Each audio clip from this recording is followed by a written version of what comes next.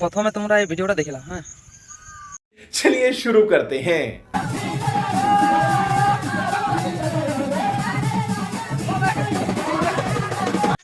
দেখলে, এবার বলো এটা কীর্তন হয়েছে না ছৌ নাচ হয়েছে না এগুলো একটা করে পেশেন্ট মৃগী রোগের? एकदम इन्होंने वक्त बदल दिया, जज्बात बदल दिए, जिंदगी बदल दी। এমনি যদি কীর্তন হয় তাহলে কীর্তন মেলাতে কৃষ্ণ রাধা থাকবে? माँ खराब हो जाएगा। मैं माँ अम्मा बहन पे आ जाऊंगा। मैं इनकी इनकी अम्मा बहन पे आ जाऊंगा। ইয়াদের উৎপাত দেখে ভয়ে পালান দিবে ছাড়িয়ে। রাধা এরকম মানে ডিগে বাজি দিয়ে আর উলফা দিয়ে কীর্তন করে নাই, কৃষ্ণর সাথে নাচে নাই, যেগুলা লয় সেগুলা করে দেখাচ্ছি। আর বলছি যে হ্যাঁ বহিরা, যদি তো তোর টাকার শখ আছে, টাকা কামাবার শখ আছে, তো কিছু একটা ভালো কাজ কর। এটাও ভালো কাজ, কিন্তু সভ্য একটা আছে না।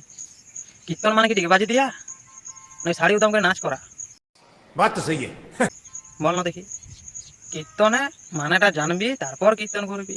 আমাদের এই যে কীর্তন, হরিনাম, সংকীর্তন যেগুলা হয় সেগুলাকে অমনি করে তজনজ করিস না।